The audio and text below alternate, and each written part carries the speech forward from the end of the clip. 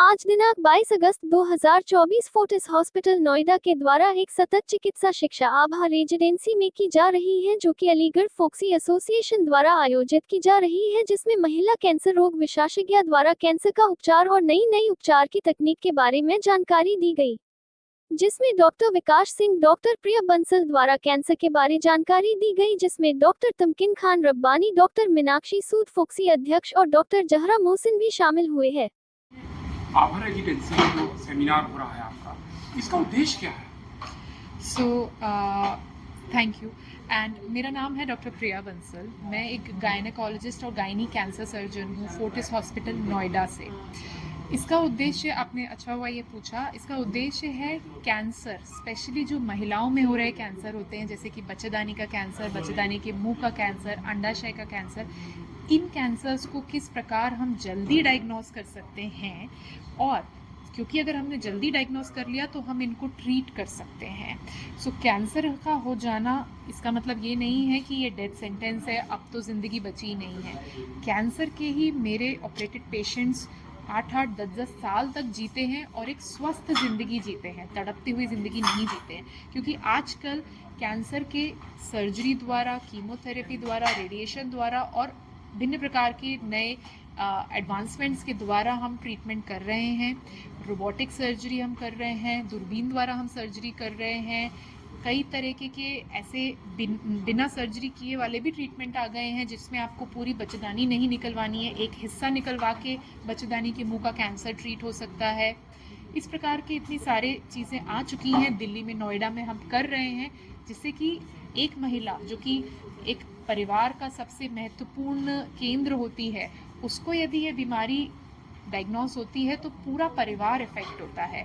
तो उसके लिए ये बीमारी डायग्नोस होना, उसके बच्चे, छोटे बच्चे, माँ बाप, सब जो उस पर डिपेंडेंट हैं, वो उम्मीदें ना खो दें, उसके लिए ये सेमिनार है, जिसके कि हम बता सकें कि ये कैंसर्स को हम कैसे जल्दी पहचान सकते हैं, इसके साइन एंड सिम्टम्स क्या होते हैं, और जब हम इन्हें पहचान पाएँ तो उसके बाद इसके क्या क्या नए प्रकार के ट्रीटमेंट्स आ चुके हैं। आपने जिस तरीके से अलीगढ़ में सेमिनार का आयोजन किया गया, क्या अन्य जगह भी आप सेमिनार कर चुके हैं इस तरीके के? हाँ जी, डेफिनेटली अभी हमने शुरू किए हैं करना, बट दिल्ली एनसीआर से बाहर निकल के हम और भी जगहों पर, जैसे गाज़ियाबाद हो गया, या जो छोटे छोटे एरियाज़ हैं जहाँ पर कि पॉपुलेशन को उतनी अवेयरनेस नहीं है इन चीज़ों के बारे में, हम करते ही रहते हैं। जिस तरीके से आप जो है आभा रेजिडेंसी में ये सेमिनार कर रहे हैं लोगों को जानकारी देने के लिए कैंसर के लिए, तो इसका कोई प्रचार प्रसार क्या सार्वजनिक स्तर पर भी करेंगे क्या? ये सिर्फ एक सिंगल डे इवेंट नहीं है।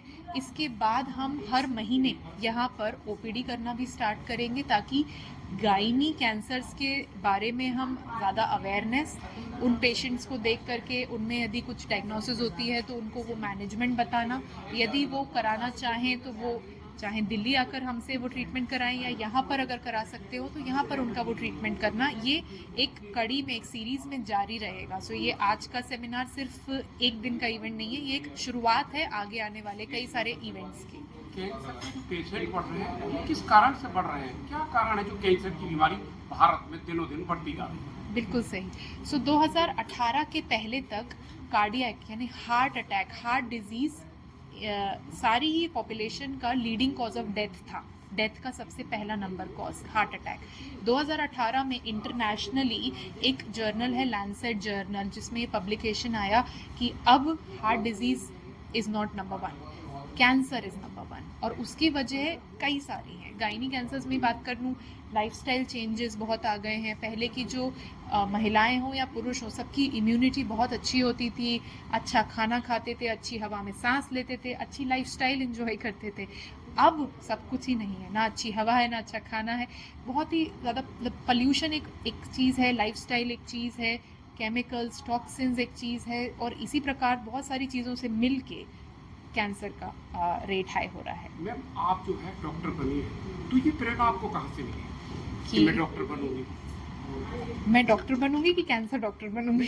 कैंसर डॉक्टर बनने की प्रेरणा कहाँ से मिली आपको? सो मुझे यही लगता है कि देखिए, मेरी प्रेरणा तो यही थी कि मैं कोई भी, हर जॉब अच्छी ही होती है अपनी तरीके से, पर जिस भी जॉब में मैं कुछ ऐसा कर पाऊँ कि जिसमें कि रात को जब मैं सोने जाऊँ तो मुझे लगे कि हाँ, कुछ किसी के लिए कुछ अच्छा किया, कुछ डिफरेंट किया, एंड जब सुबह उठूं तो लगे कि आज कुछ और अच्छा नया करना है।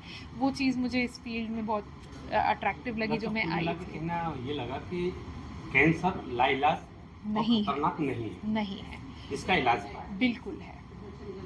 और और इसके लिए आप अलीगढ़ में किस किस डेट में मरीजों को देखने का काम करेंगे? अभी हमने डेट्स फाइनलाइज नहीं किए हैं, बट यह महीने में 1 या 2 दिन रहेगा, और आगे आने वाले अगर आप लोगों का सपोर्ट रहता है तो कई महीनों तक रहेगा। Thank you.